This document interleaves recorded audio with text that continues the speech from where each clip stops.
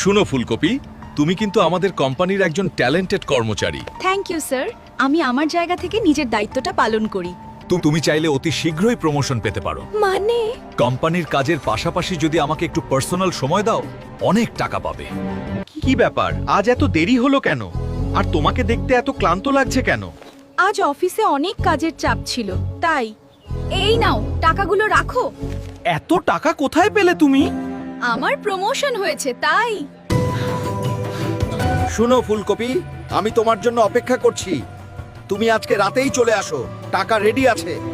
ঠিক আছে স্যার, আমি সবকিছু ম্যানেজ করে আসছি। আপনি আর কিছুক্ষণ অপেক্ষা করুন।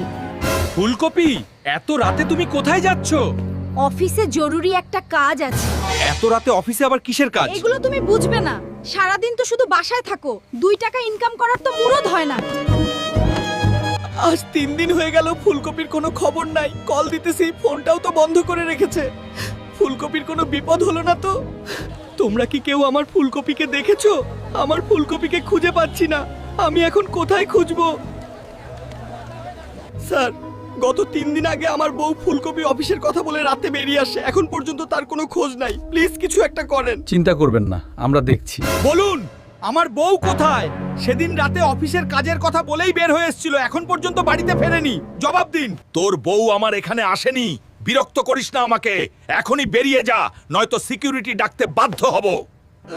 তুই মিথ্যা বলছিস। প্লিজ বলে দে আমার ফুলকপি কোথায় আছে, নলে আমি তোকে ছাড়বো না, ক্যাপসিকাম। ফুলকপি, আমি তোমাকে আর কোথায় খুঁজবো?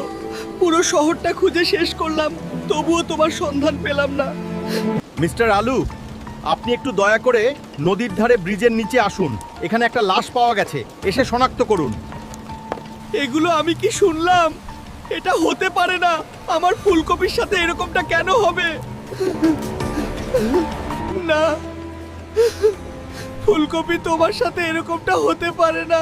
কি থেকে কি হয়ে গেল?